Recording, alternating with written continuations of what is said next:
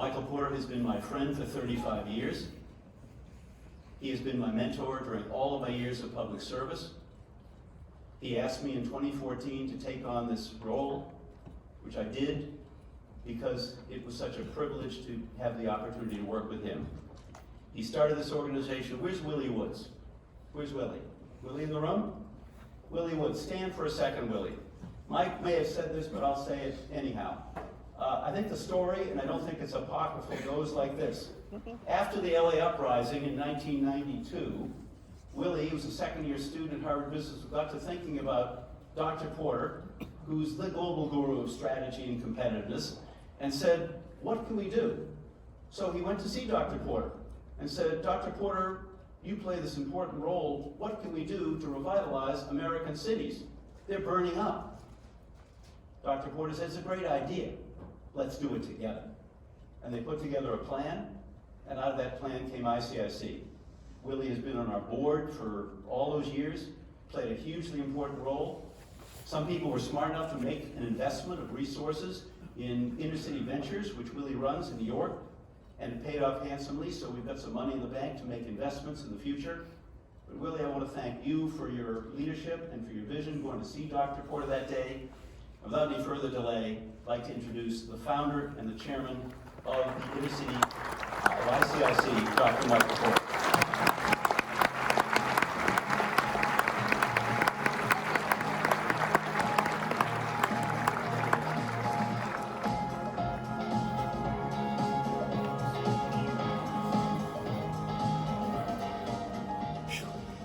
Well, Steve, thank you very much. It's a very, very unusual and odd feeling that I have of being here.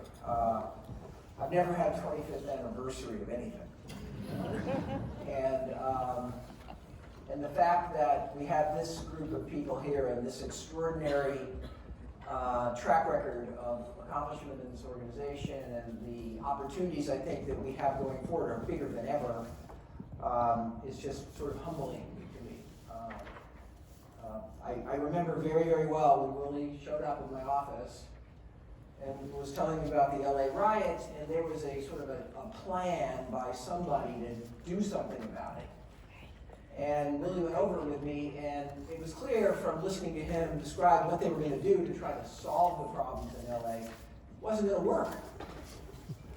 At that point, there were no ideas about how to think about these areas, how to actually create true revitalization. There was a lot of money to go in and donations and all kinds of sort of help, but there was nothing that would ultimately be sustainable. And it's through that work, which took some of my other work on competitiveness that I've worked in many other countries to apply, that work was actually put into this context. And out of that, somewhat crazy idea came the ICIC. And Willie, you started a very, very large revolution by showing up in my office. And thank you for that. I'll never forget it. I also, Steve has mentioned many other people that I could talk for hours on. I remember with John Bachman, I met John Bachman in somewhere down, I think it was in New Orleans. There was a big banking meeting. Ran Edward Jones, in a big financial services meeting. And I had just published an article, which is some of you may have read, which is called What is Strategy? It was the original article that kind of laid out the fundamental core ideas of strategy. And John Bachman reached out to me before this big event. He said, could you come to this event, this financial services event? And I said, well, gee, I've got a lot of events, to go to. Why should I go? And he said, well, I've actually applied your article to our company. And I want your comments. And it was the first time ever in all of history that anybody had ever applied the concepts of that article. And one of the key ideas in the article was the idea of trade-offs. A strategy is not only what you do, but a strategy critically is what you choose not to do. And that's the concept of trade-offs. If you're going to be really good at this, you may not be able to do all those other things at the same time. And John was so proud that he gave me his list of trade-offs. These are all the not do's at Edward Jones. And of course, Edward Jones has proven to be a very distinctive, enormously successful, highly differentiated financial services company for all these many years. And so all these things that cross your life and come together ultimately make a big difference. I had extensive conversations with the Secretary of Treasury in these days, and who was, and I'll think of which secretary I'm talking about in a minute. Anyway, I have to talk. And we got into a conversation about inner cities. And his view was, well, look, we got to fix the public education system. And until we fix the public education system, your idea of building businesses isn't going to work. And I said, Mr. Secretary, did you know that there are thousands of businesses already in inner cities? You just never seen them or thought about them. And my view, and my view today is, if we're going to have sustainable communities, it has to have an economic foundation. It has to have a business foundation. It can't be based on social investment. To be self-sustaining, it has to have its own sustainable economic value creation going on. And again, that was a sort of seminal moment in putting these concepts together and moving the ball forward. I had the opportunity to play golf with Bill Clinton on Hilton Head 4 New Year's days in a row in the morning. And I'll tell you, I was quite a golfer in some earlier incarnation, but when you have to go play with President Clinton and people can see you, it was a court, it was public. That was very intimidating. So I practiced. Luckily, I was better than he was. So I once had a 0 handicap. And we went out and played, and we got to know each other really well. And out of that came the Opportunity Zone. The Opportunity Zone program today is another version of a program that Bill Clinton started many, many years ago, because we got to understand and talk about this issue of how do we revitalize communities now that are somehow not achieving what they need to achieve to provide a good quality of life for their citizens. So again, those are just a few more anecdotal examples of how a lot of forces have come together. And I can't imagine where we are today in this country. This issue that we are talking about today, and this issue that all of you are the front line on in America, is the issue of our age. Inequality, shared prosperity. There's a tremendous, ironically, a tremendous backlash against capitalism. What we do.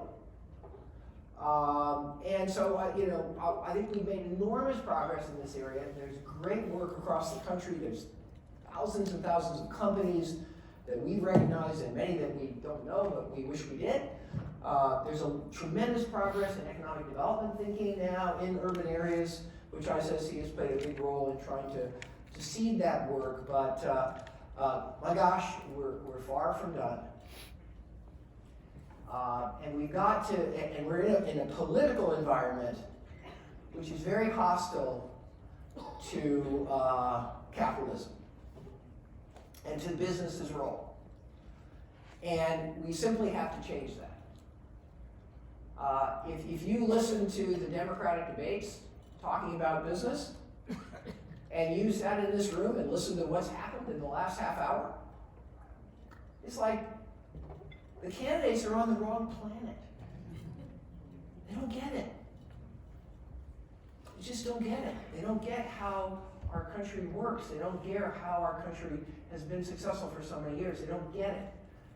What we're trying to do now is we have to succeed at this work, because it's not just our companies or our organizations that are at risk. It's really the whole concept of our republic.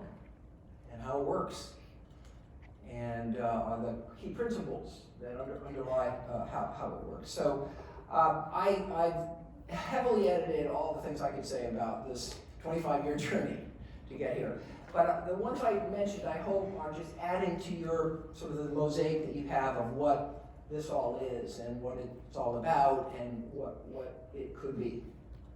And obviously, I have to conclude in introduction here by thanking Steve Grossman. Steve, I remember very vividly the day in my office he came over. He had been treasurer of the Commonwealth of Massachusetts, so many of you know that. And he stepped down from being treasurer. He ran for governor. He was very well respected, but he didn't win. So he showed up at my office and he said, Mike, I think I've done my thing with politics. I'd like to, think found some other things to do. Do you have any ideas? Okay. I had an instant idea, which you know what the idea was. But I was afraid to ask him because I was afraid he would say no. Now, Steve Grossman was born to be the CEO of iSexy. This is his calling. This is his purpose. This is what the energy and the passion and the purpose and the commitment that he's put into this and the leadership he has because he's built great companies and he knows how to run things really well have been extraordinary. So, no, we haven't had a round of applause for Steve Grossman, but we're going to have it now. Thank you.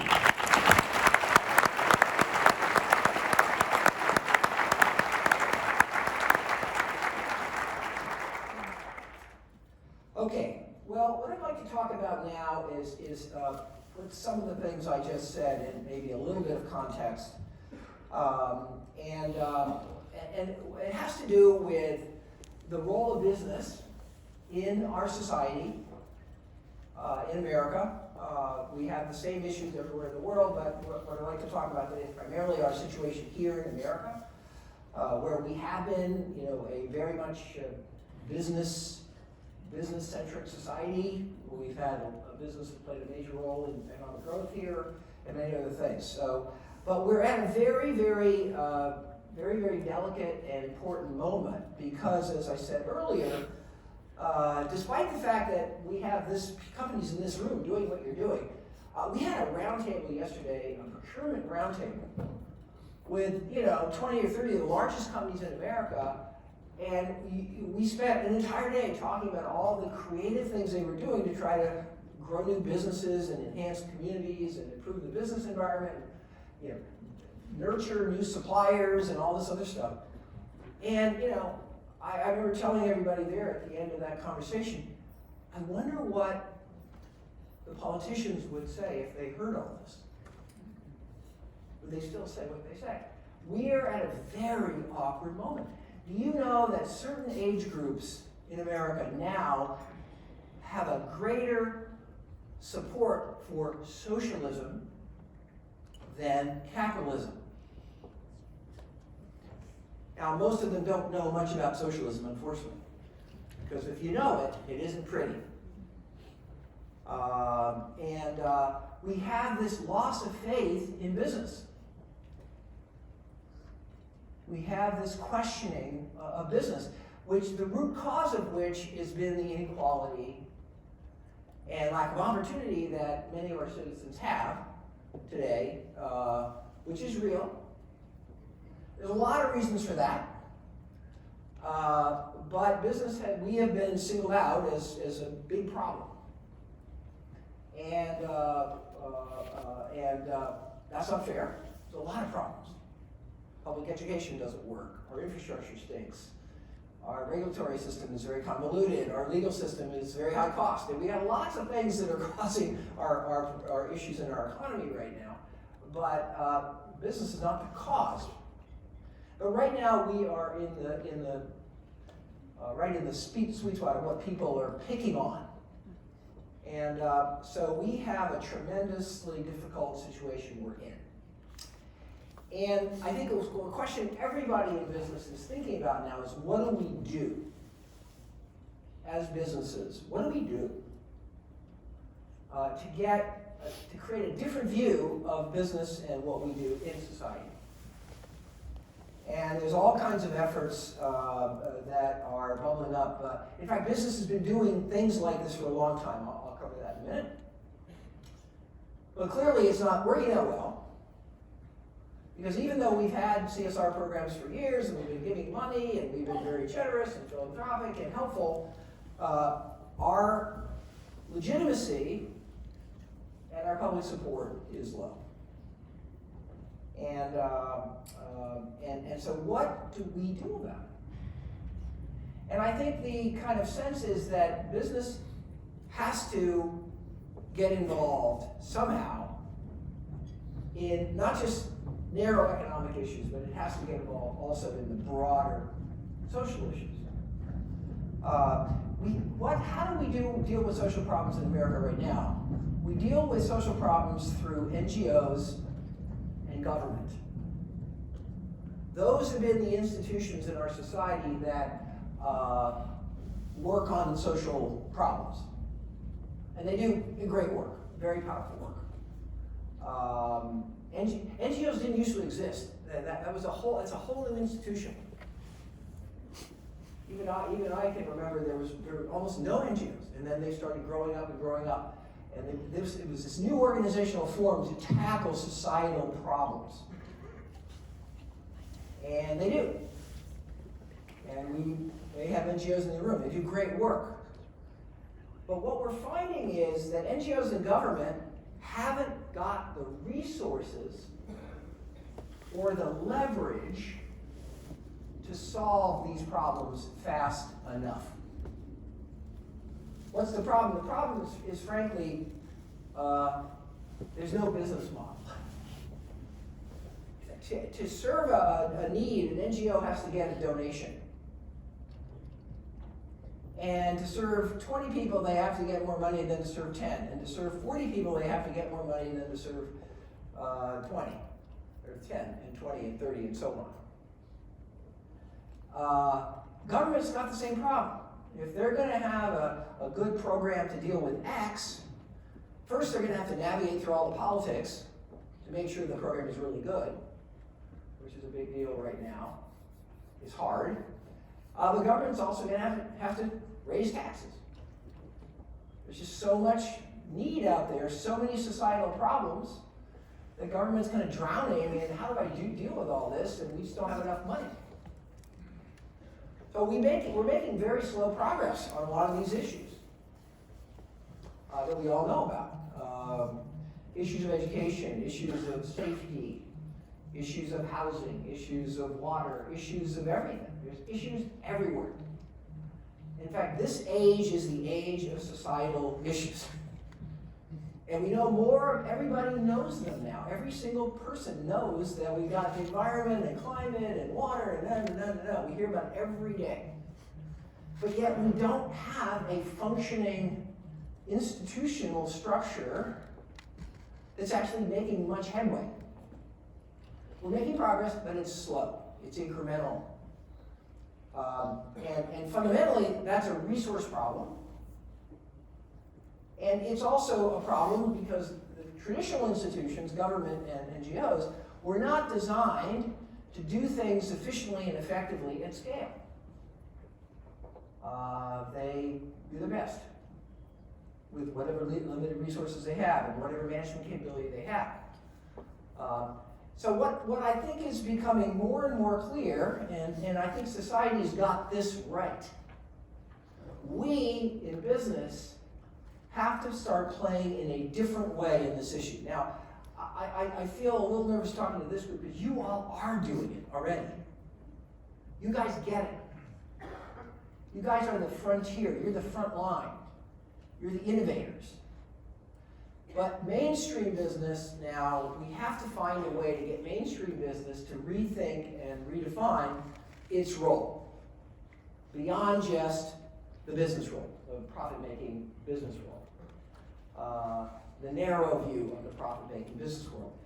And that is a discussion that we're having now, again, in our society in a very, very important way. The latest kind of leading edge of that discussion is something you've all probably heard about, which is the concept of a corporate social purpose. About 2 years ago, BlackRock, one of the largest investors on the face of the earth, the CEO sent a letter out to every one of the CEOs of companies that they own a significant share of, which is almost every big company. And the letter said, you need to have a corporate social purpose. This was an investor telling to a CEO, you need this, okay? And we'll come back to that in a minute. And then about, it was August 19th, the Business Roundtable, which is our most distinguished CEO leadership group that represents the business community in America in a very important way, they issued a statement on corporate purpose. And essentially said, look, all of us, we have to now have a corporate purpose. And that corporate purpose is kind of broader than just maximizing shareholder value, which has kind of been the mantra of business for so many years. This is what you get taught in business school. It's all about shareholder value, maximize shareholder value, figure out what shareholders value, figure out how to do that. That's your job as a business leader, is to maximize shareholder value. But I think what's happened is what's been proven is that isn't working. Yes, we're making some money. Yes, we have a lot of great companies. We're still pretty darn competitive in America. Companies are growing. But when your company is doing okay and growing in a society that is questioning your purpose, then we're not in a good place. And that's kind of where we are now. And there's been many, many efforts in many, many companies, including, I'm sure, a large number of yours, who've been wrestling with this for some time. So what I want to do is spend a little time giving you kind of an overview of how do we think about this, where have we come from, where does social purpose fit, and what do we need to do as companies if we're really going to make a discontinuity here? How would we approach this? And this applies to every company, large or small. Everyone in this room has to figure out what your company stands for, what you're going to be doing in your community or more broadly to try to have impact beyond just whatever business you're in. The business you're in is great. Doing business actually creates a lot of value for a community because you're hiring workers and you're investing in stuff and you're needing real estate. So just business as usual creates a lot of societal benefit. And historically, most business leaders would say, well, I don't need to do anything else. If I hire 5 million people and invest $10 billion a year, I've done my part in advancing a broader society. But now I think we're rethinking that. Business as usual is great. We have to run our business well. The better we run it, the more impact we'll have in the traditional ways of jobs, investment, and so forth, compensation for our people. But ultimately, we have to go beyond the idea of just business as usual. And that's what I'd like to talk about over the course of the next few minutes. And it's really the moment of this phase in our history. And it's for me, it's a scary moment because I do a lot of work today on our political system. And our political system is making this much, much worse right now. Because of the highly partisan, divisive political system, we are collateral damage. We're getting collateral damage from politics. They're picking on us because they see that as a way to get, support for, their campaign or their party or their agenda or whatever it is. So I have a former colleague who was a professor at Harvard Law School. Some of you may have heard of her. And you ought to hear her talk about business.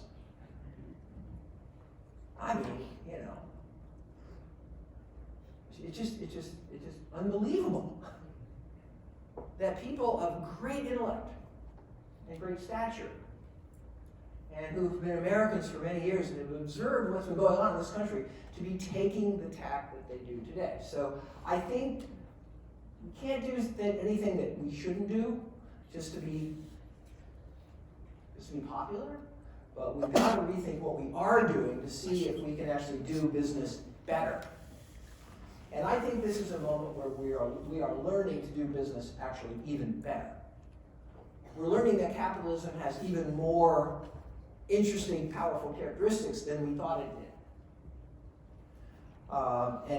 But we're having to kind of take a broad view of what business is, what do we do, what's our job as business, how should we engage in society, is that a role we can play, and so on and so on and so on. Now, this whole conversation started in a very unfortunate way, many, many years ago. Everybody here heard of Professor Milton Friedman? Milton Friedman, one of the great economists of all time, free market economist, professor, I think he was at MIT for most of his career.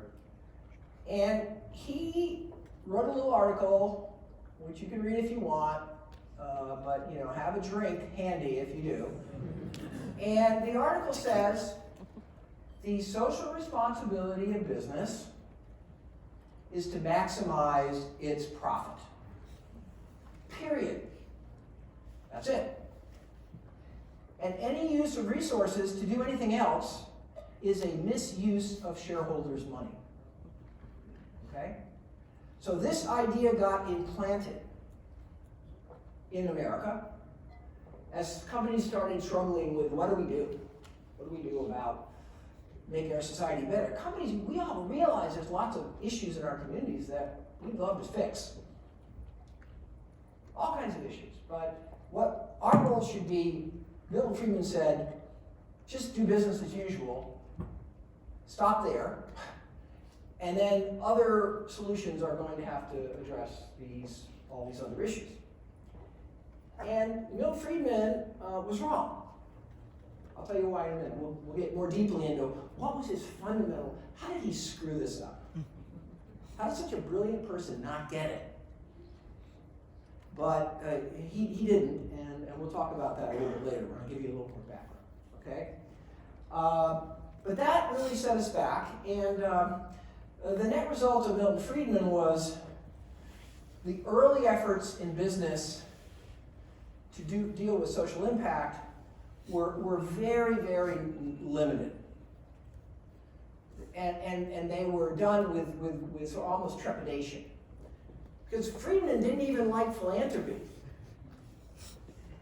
Now, you shouldn't be giving your shareholders money in philanthropy. It's not your money. Let your shareholders give the money. That was the Friedman argument. But companies said, no, companies were getting a lot of pressure to do something and be helpful. So the first big wave of what we did in business to try to improve our societal conditions was philanthropy. And many of you do that probably in one way or another, either personally or even through your company. Most major companies now have a corporate foundation. There's active giving. The high water mark of corporate philanthropy was Target Corporation, that we all know. And Target decided they were going to give 5% of their pre-tax income to philanthropy every year. And they still do that today. And for them, they're a multi-million-dollar company and very profitable, and so that's a lot of money. So they're doing philanthropy at a very large scale. Other companies, vary in how much of it they do. Philanthropy is good. I think we should be giving. I mean, that's part of what we do as organizations and as human beings and as leaders. We do give, and we should keep giving. And it's going to be appreciated, and it's going to matter. But the problem with philanthropy as our way in business to change the world is it's very hard for it to be really powerful. Part of it is our own mistake. Part of it, too many companies have a budget for philanthropy, and they spread the budget around about 17 different organizations. Because you give a little bit to all the organizations, all the people you know, and all the people you're partnering with, and eventually you give a little bit to all these organizations in 25 different social fields, and none of those organizations has enough resources to really do something big. The problem we have in philanthropy and NGOs in general is scalability. They can do a project for 25 homeless people or one little region of the city, but they can't deal with the whole city. They can't deal with the whole country, okay? So the problem with philanthropy is fundamentally that there are limits on how much we can actually give. We can't give 75% of our profits. We just can't. I mean, we need to have that profit to reinvest in the business, you know, and there's only so much we can do. We can only volunteer so much. If our staff is out volunteering all day, every day, and 75% of our staff are volunteering, there's nobody going to run the business. So the problem with philanthropy is it's not leveraged.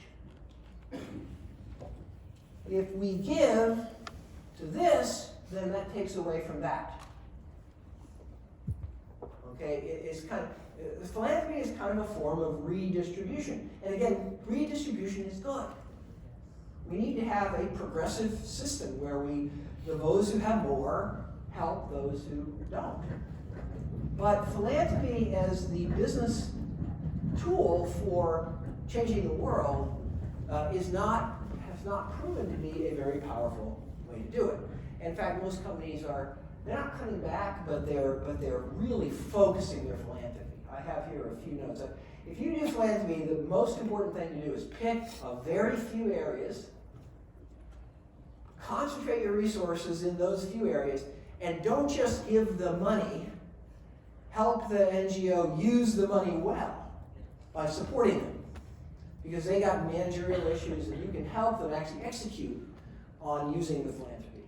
So just don't give money and think you're done.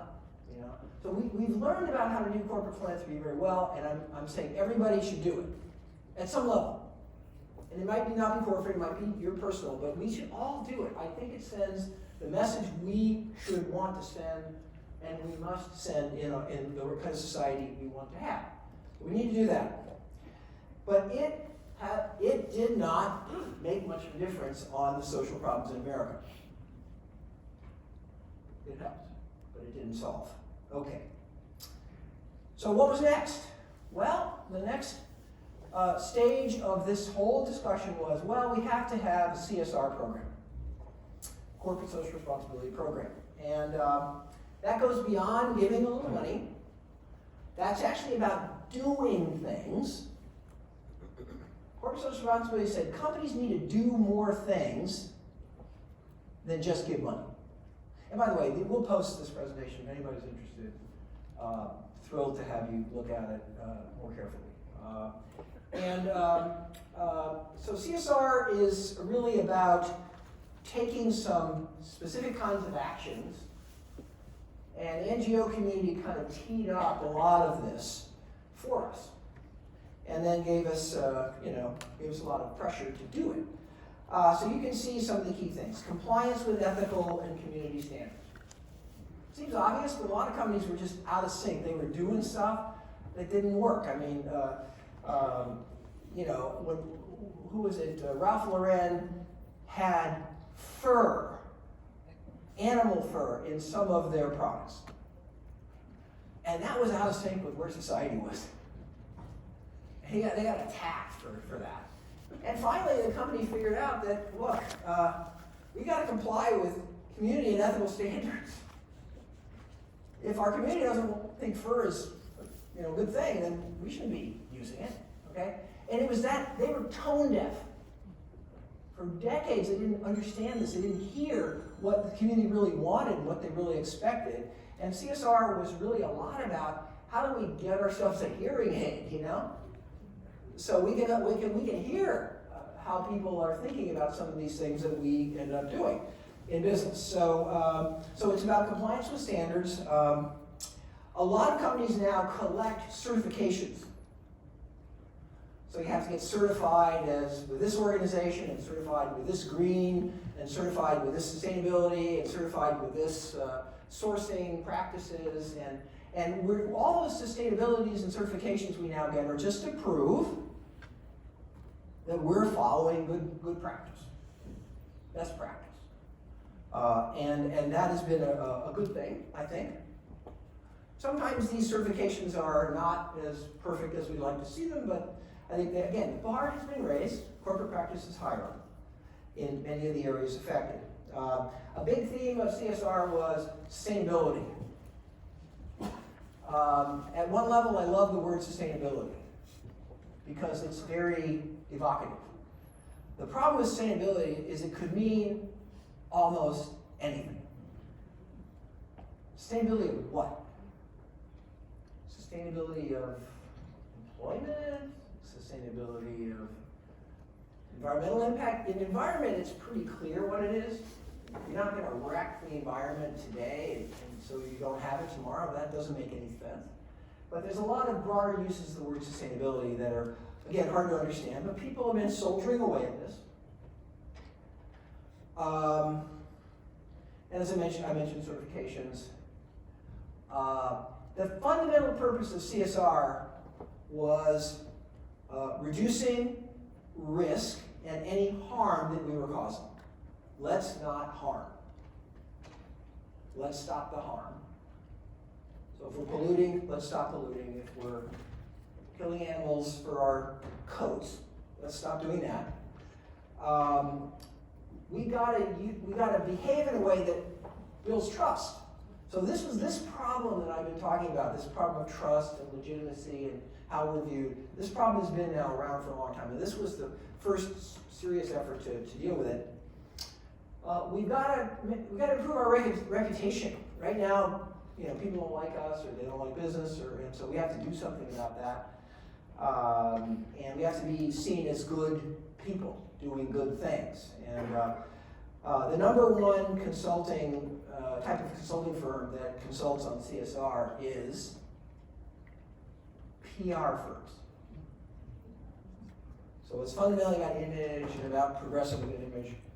Almost every day, I get a CSR report from some company in my office at HBS, and they're getting pretty thick. And I read through that report, and by about page 6, I'm almost in tears at how wonderful the company is. We're doing this, we're doing this, we're doing this, we're helping this, we're doing this, okay? And again, CSR was a great step forward. It got us out of sort of the dark ages of being tone deaf and not kind of realizing and perceiving the impacts we had and the things that were going to kind of be corrosive to the view of what we do.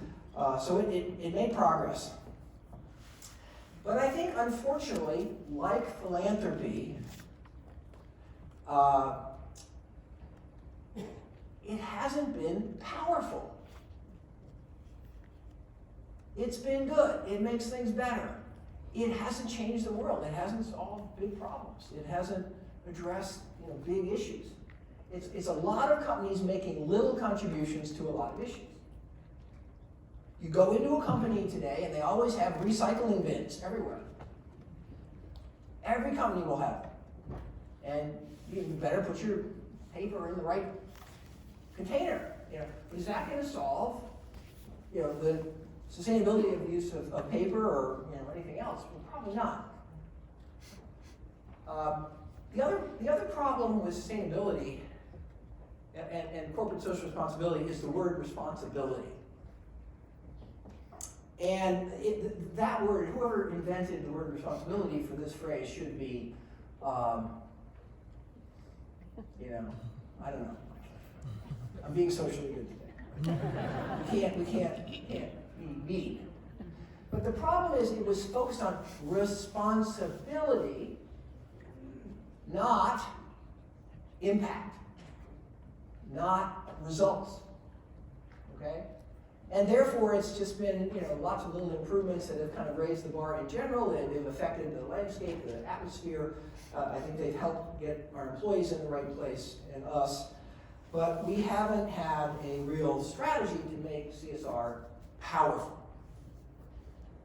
I don't know of a CSR program that has solved the problem of inadequate housing in any region, or has reformed the healthcare system in any region, or has whatever. Because it's something that companies do incrementally, on the side. It's not really connected to the business.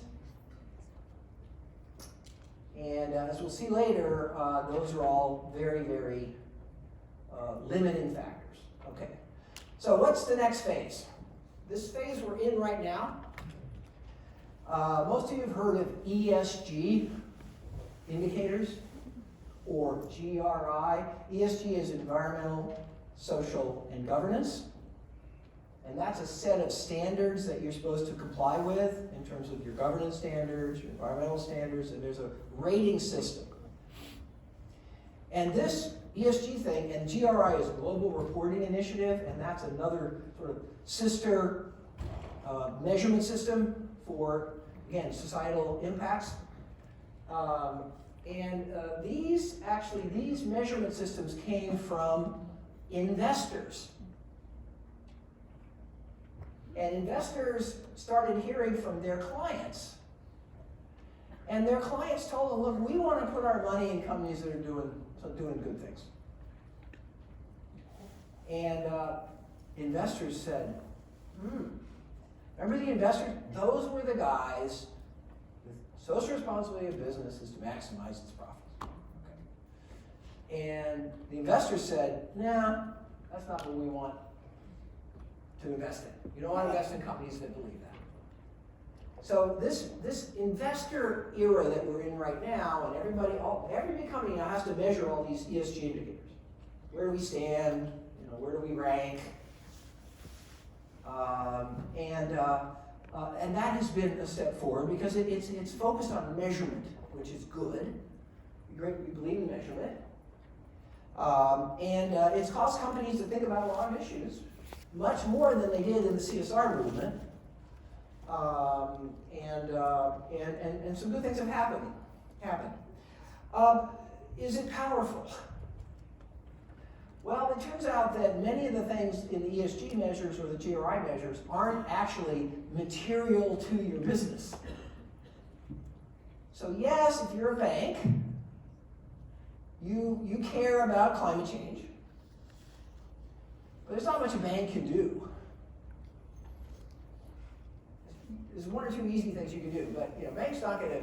Whereas if you're a big logistical company like FedEx, then you got all kinds of issues of emissions and clean energy and all that kind of stuff. So unfortunately, these standards are across the board standards, and they're generically measured.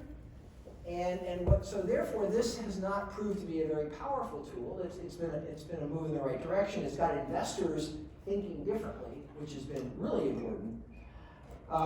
Also, just a factoid here for later. There's been many studies about whether good performance on ESG and GRI indicators is in any way correlated with business performance. And the answer is very clear: no. No correlation. People have been looking for this because wouldn't it be wonderful if you could prove that you'd be more profitable if you had good scores on these indicators? Well, it turns out that you're not. Okay, so that's telling us the fundamental problem with these things is they're window dressing. They're checking the box, but they're not somehow integral enough to the business you're in itself that they are going to enable that business to have a major impact on anything. It'd just be another little step forward. Okay? So this takes us to this revolutionary change that's now underway, and that is this idea of corporate social purpose. Let's go to a whole different level here of discussion and thinking. Here's the two BlackRock letters. You may not have seen them. The letter on the left, the 2018 letter, and the letter on the right. The letter on the left was really the first of the two letters from Larry, who is a friend and a colleague, and worked with him for many years.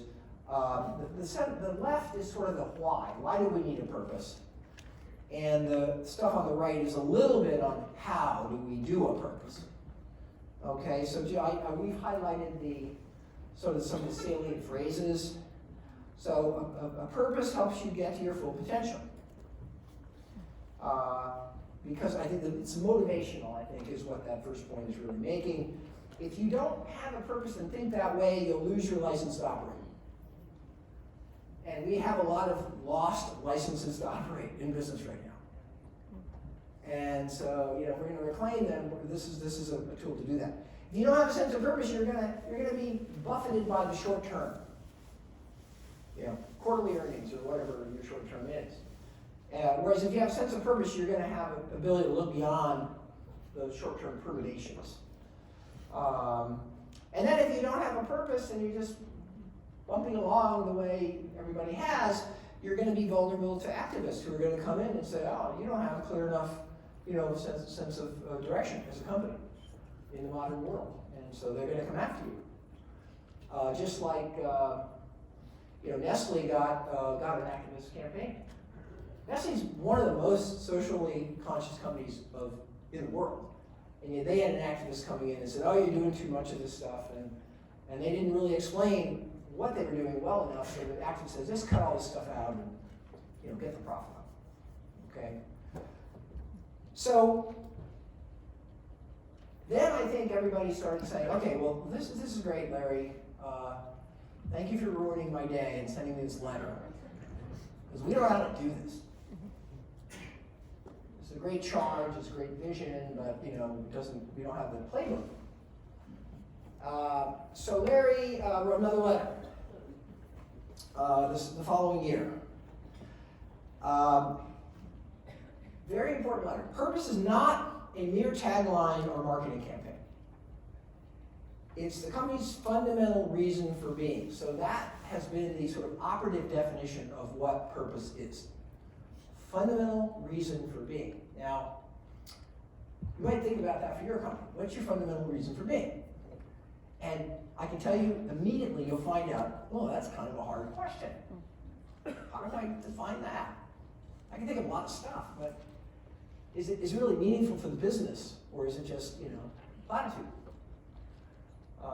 We have a lot of mission statements and vision statements already in business, and those are mostly, very broad statements. And but Larry said, we've got to have a reason for being that goes beyond just profit. What is that?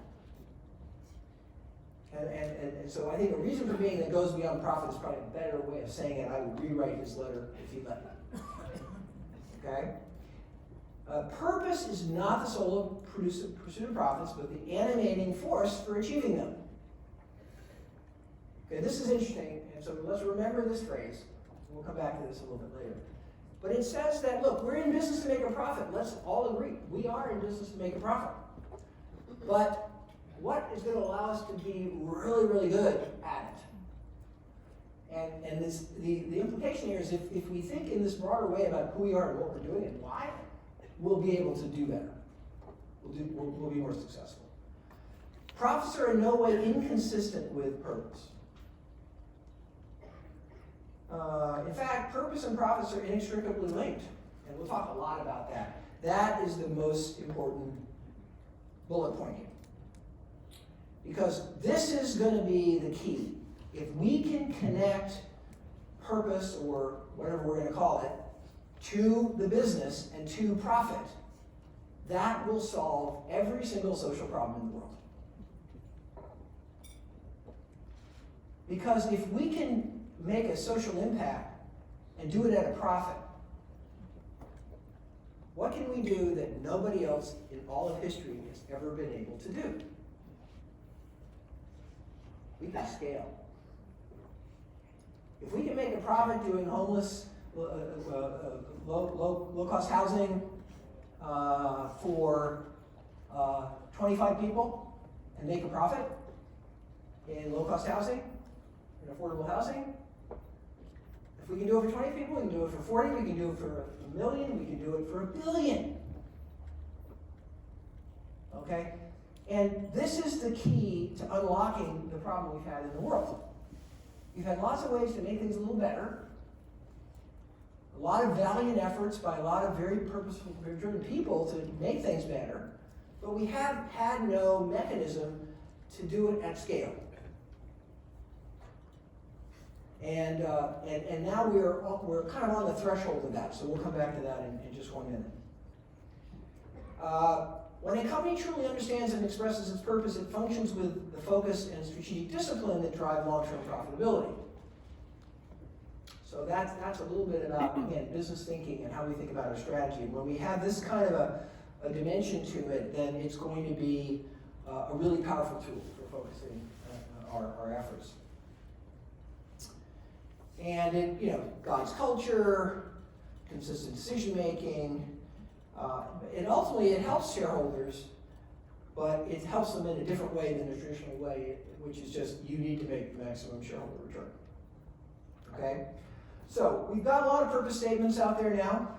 I was going to read them, but I decided you wouldn't like it. I have 11 pages of purpose statements from about 75 companies. And I would give them a grade of C- at this point. They're mostly very broad. Our purpose is to feed the people of the world. Our purpose is, stuff like that, okay? And the problem we have with the whole concept of purpose, we still haven't got a crisp, clear definition of what that really means in ways that will connect it to our business. So that is a big gap that we have. And we believe very strongly that if we're going to make purpose important, if it's going to change anything, we've got to integrate purpose with capitalism. We can't have it as an add-on. It's got to be part of how we think about competing. And that leads to this article that I wrote with Mark Kramer. Business Roundtable, just very briefly, also issued its own statement. They did something revolutionary, which is they said shareholder value isn't the most important goal of the company. And that created quite a stir. The people that booed the loudest were the Council on Institutional Investing. Because they'd been at the top of the heap, and now they said, no, that's not a good way to do it. But once again, the Roundtable, although it's been a little clearer in some areas, and here is there's a little bit here about what their commitments are. On the bottom is important. It's kind of a stakeholder idea that says we're going to actually invest and deliver value to our customers. Now we always try to do that, but I think the idea here is value is a little broader than historically we thought about it. We're going to invest in our employees, not just figure out how little we have to pay them to get them to take the job. We're going to invest in our community. So the Roundtable took it further than BlackRock. But it's still not clear exactly what a purpose is, what's the definition, and how do we integrate it into actually running the company. And there, I think we need to take one more leap. And the leap is this concept that we introduced in the 2011 article, which is the concept which we call creating shared value. And this is back to something I said a minute ago. There is no inconsistency between social benefit and profit. None. If we do it the right way. Sustainability is profitable. I can't believe it. I'm an economist, PhD economist. My economics colleagues thought that if you were more environmentally sound, that would raise your cost. There's a giant literature on this in economics. If you want to be cleaner or safer, it's going to raise your cost. No, no, no, no. It's the opposite. if you don't burn 20 trillion gallons of gasoline with your truck fleet because you can do it better, you're going to have to make more money. So the whole key here to this issue is we got to connect the social to the business. We've got to see how those relate. And of course that connection is going to be different in every business because we're all in different businesses. We're going to have different ways to create that profitable impact. Shared value is addressing a societal need with a business model. Alternatively, way of saying that is at a profit. So we're gonna improve our energy emissions at a profit. We're going to improve our products in terms of their healthiness at a profit. You know, Nestle many years ago took a lot of sugar and salt out of as many of their products as they could. It turns out to be a hard food engineering problem to make it taste okay and all that, but they put massive resources into it, and they said they were going to do this, but they didn't say anything about the results.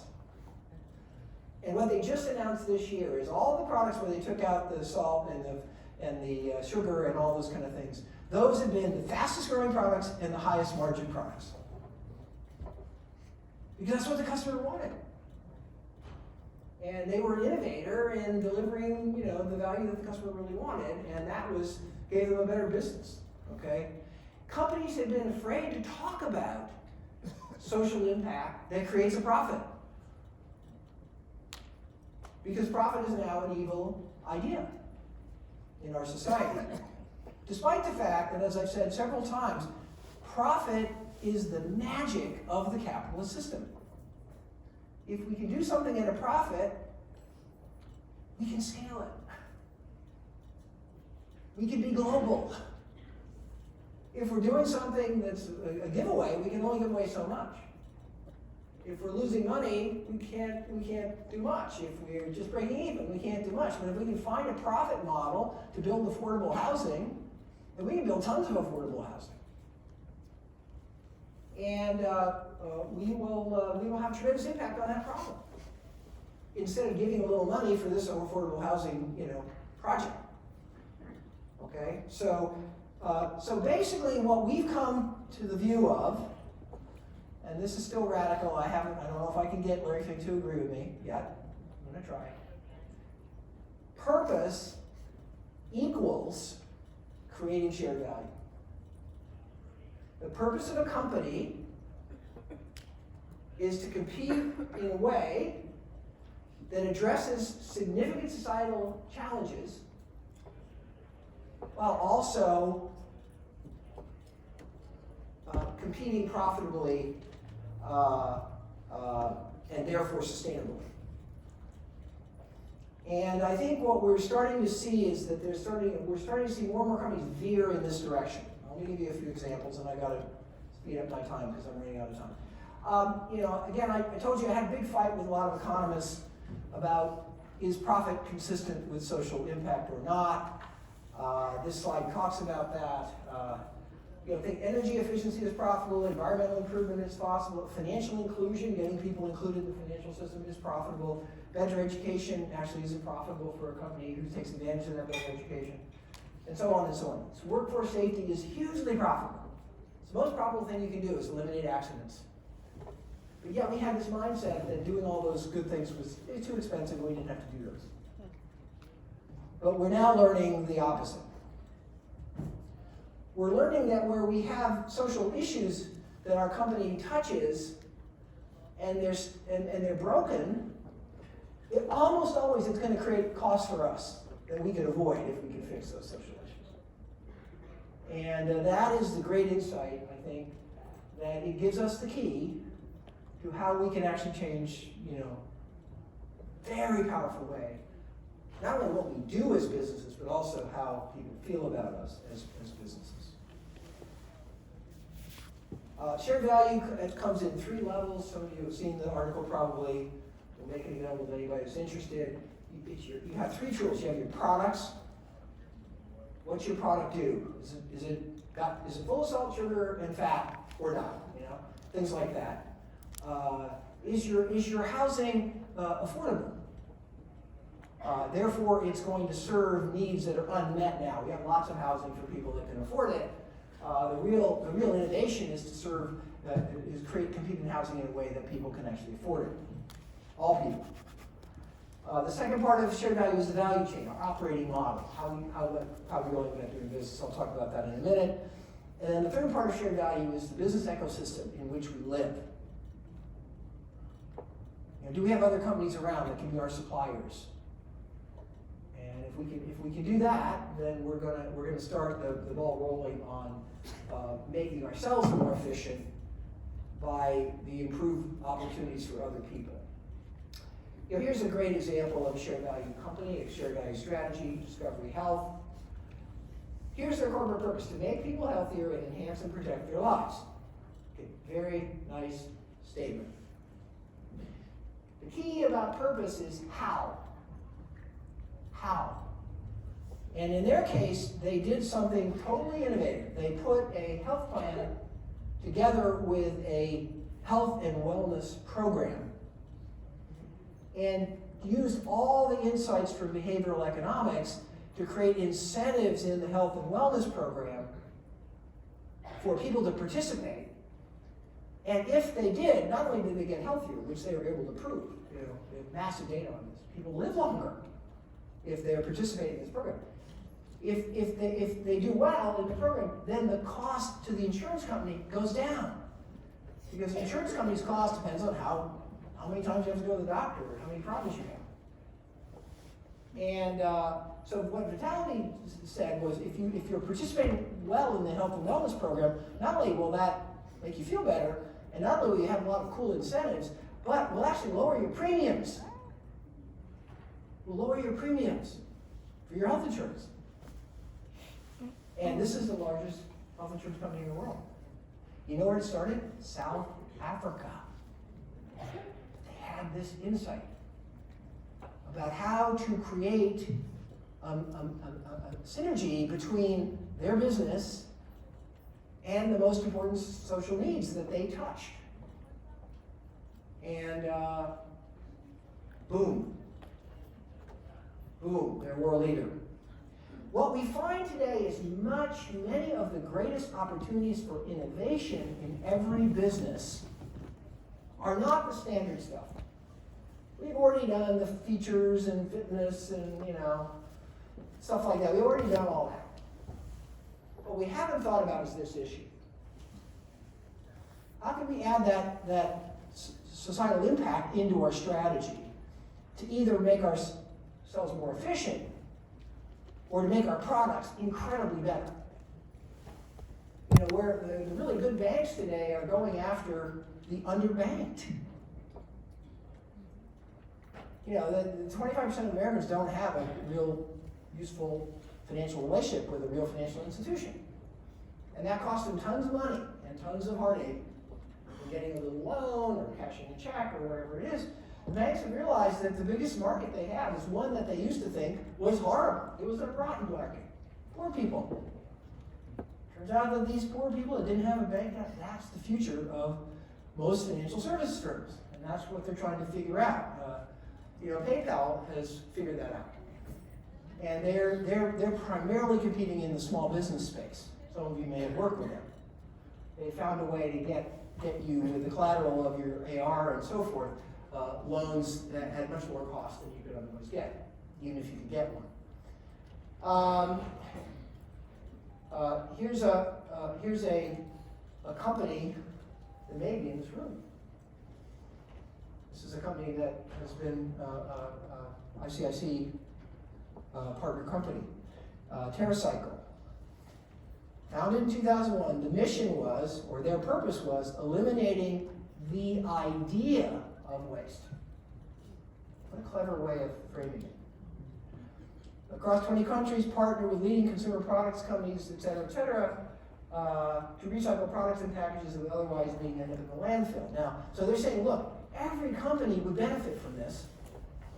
And if we can figure out how to do it really better than any one company will ever do it, then we've got a giant business here. And you can read the rest. This company is growing, it's amazingly successful. The innovation is not a standard type of innovation. It was an innovation that had to do with the impact of a very important societal impact, which we all have talked a lot about, is waste, but what to do about it, how to turn it into a strategy. And we're seeing more examples like that. You know, here's another one, Aero Farms. Again, relatively small company. Reimagine agricultural production to address the issue of natural resource and land depletion caused by conventional farming. Here's a whole business model focused on shared value. It's not just selling a conventional product to a conventional customer to produce a conventional feature or a conventional service or a conventional what. It's a shared value business model. Due to their smaller size, the vertical farms, which is their concept, can be located closer to population centers, reduce transportation costs, and lower emissions by 98%. Better control over the indoor growing environment also. Now, this is actually for inside farming. This is like the people that are growing vegetables inside in containers and things like that. Better control over indoor growing environment creates superior flavor, and they're raising $100 million chunks of venture funding. Okay, so this is a real business. It's explosively growing. It's very profitable.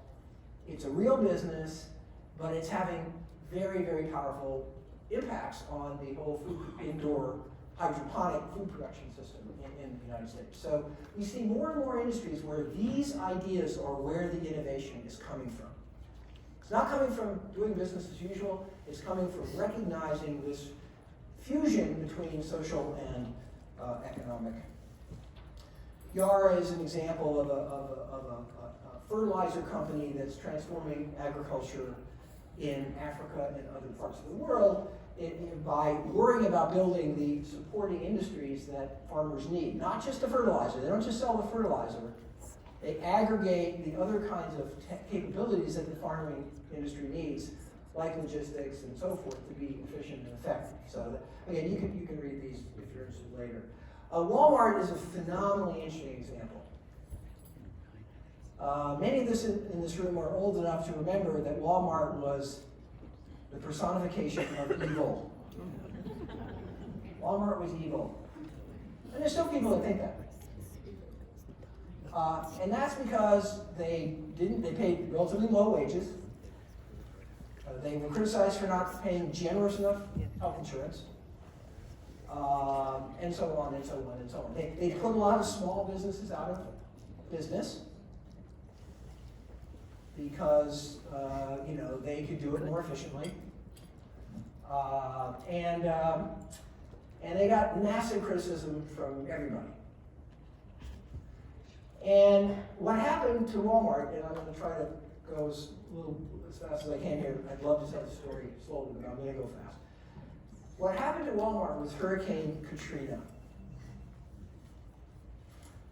And when Hurricane Katrina hit, to make a long story short, Walmart personally fed and kept people alive in that entire region. There was no other way to get water. There was no other way to get food. The Walmart logistical system saved thousands and thousands of lives. The management team got together after Katrina, and they said, and after a long discussion, they said, what could we do as a company so that we felt like we do today all the time? Really interesting question they asked themselves.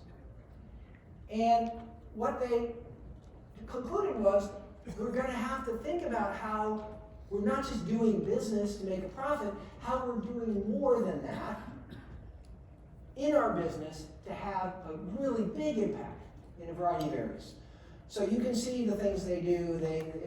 They're the leader in organic food in the world at reasonable prices. They're the leader in all kinds of stuff. Their financial services they sell generic drugs for $4 a prescription when they used to be 20 or whatever it was. They have in-house now health services. They have banking services designed specifically for the low-income underbanked families that don't have a checking account. And it goes on and on and on. You can see all the things they do, all three levels. Just about every company, certainly a big one like this, can do things at all of those levels. You don't have to just pick one.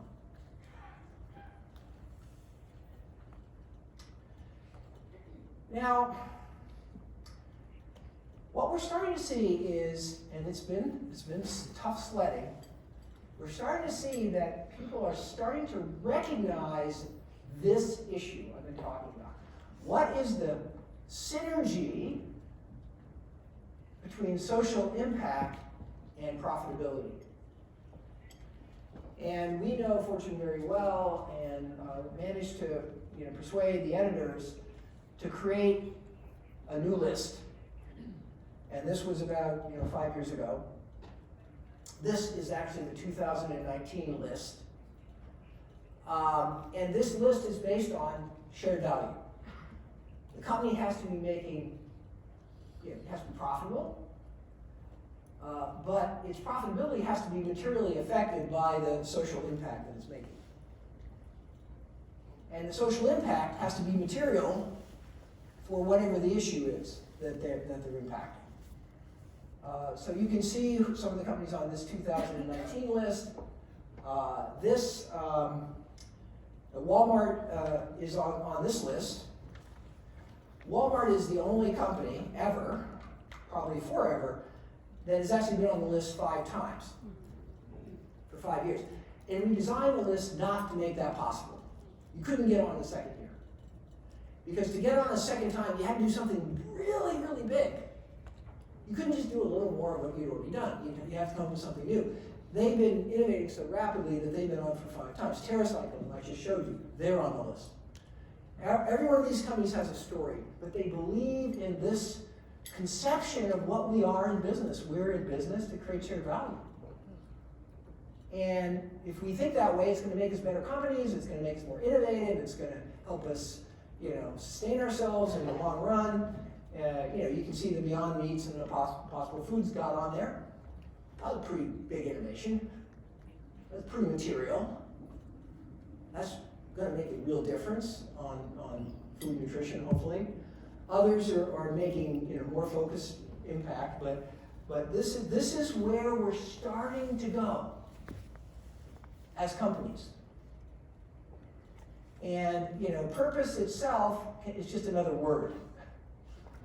But if we can surround it with the concepts and the principles about competition that we've been discussing, I think we come to a very different place. And then I just want to have one more slide, and that is, okay, where should investors be here? And again, remember, investors were, don't do it. Don't spend a nickel. Don't waste your time on social stuff. We'll mark you down. What it turned out was the companies that made the Change the World list that were public outperformed the indexes by 4 to 5% the year after they were put on the list. So share value creates alpha. Alpha. This is the Holy Grail. And investors would have thought before that shared value increases, it creates losses. Okay? So we believe, so the question we've been asking lately is, what's the social purpose of investing? And our answer is, the purpose of investing is to create a virtuous cycle by allocating capital to those companies that create the greatest societal returns, both in the business as usual activities and in improving the welfare of customers, employees, suppliers, and communities, okay?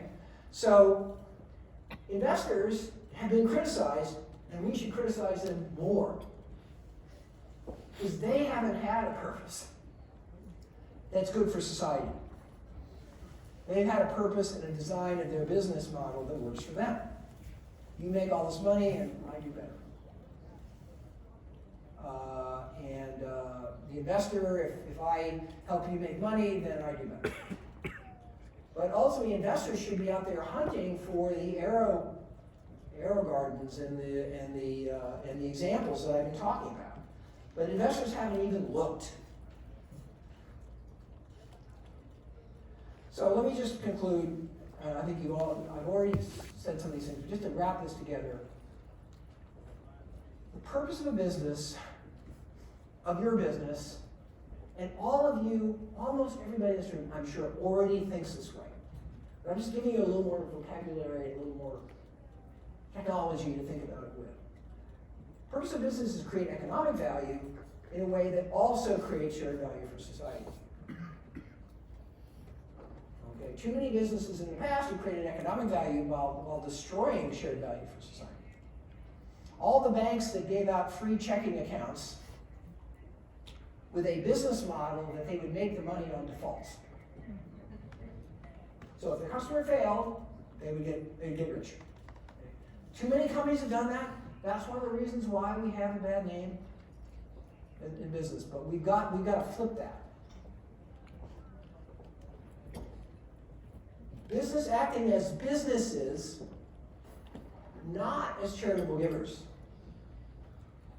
We are the most powerful force for addressing many of society's most pressing needs. Why? Because we can do it efficiently and effectively and with a business model, and therefore we can scale it. We just talked about a bunch of examples. Shared value leverages the synergistic connection between excellence in business and important social impact. A high-quality purpose statement must include the ways a company will create social impact and how this creates self-reinforcing benefit for both the business and for the society. Purpose is the why, shared value is the how. Okay? So all of you, you are the heroes of this whole topic. Because not only are you doing tremendous things that have huge impacts on your community, because we study that all the time at ICIC. We know you're doing it. If you're in a neighborhood in an inner city, you're going to have a huge positive impact on that neighborhood, almost always. And most of you are even trying to do more than you have to. Okay? You guys are the front line. But I think all of us need to raise our game in how we think about this issue. Be more explicit about it, be more strategic about it. See it as more of an opportunity, not some kind of obligation or responsibility. And I think I have every real belief that there's not a single problem we have in the world, maybe with the exception of climate change, but maybe even that one, that we can't solve. But we're going to have a different structure, and particularly we're going to have to mobilize us to do it. Okay? So that's pretty tall order for everybody to go home and write this stuff down and figure out what your stance is going to be and look for those innovation ideas that might. This is a pretty tall requirement. But hopefully this session is not, this is a strategy session. It's not just a session about how to be good, how to do good. Okay? So I am thrilled that you're all here. Forgive me for taking a little extra time, but I hope everybody will be as proud as we are of yourselves and what you're doing, and will also connect and stay working with us for many, many years to come. So thank you.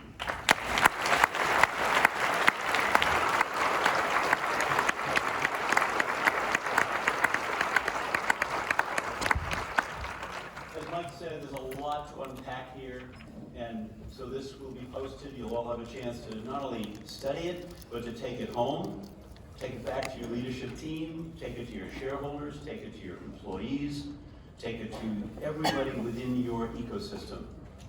Because, as Mike said, we're all in this together. This isn't just about a CEO saying, great stuff, let's do it. Because you go home tomorrow or the next day, and there are 20 other things to do that you have to do that day. This becomes part of the culture, part of the ethos, part of your thought process. It will have a dramatic impact. And whether you're FedEx, or whether you're a company that just began to grow within the past couple of years and is on the Intercity 100 list, everybody has a role to play. So speaking of FedEx, I mentioned earlier FedEx's leadership in the global economy. FedEx is one of the very few companies that is literally everywhere. There's no place that FedEx isn't. and we're very proud that we're partners with FedEx. So the Champion of Global Entrepreneurship Award was presented by FedEx, which will be presented by FedEx, highlights ICIC's and FedEx's shared commitment to diversity, global trade, empowering entrepreneurs, and creating employment opportunities in cities around the world. Our colleague Sue Spence is here. She's FedEx's Vice President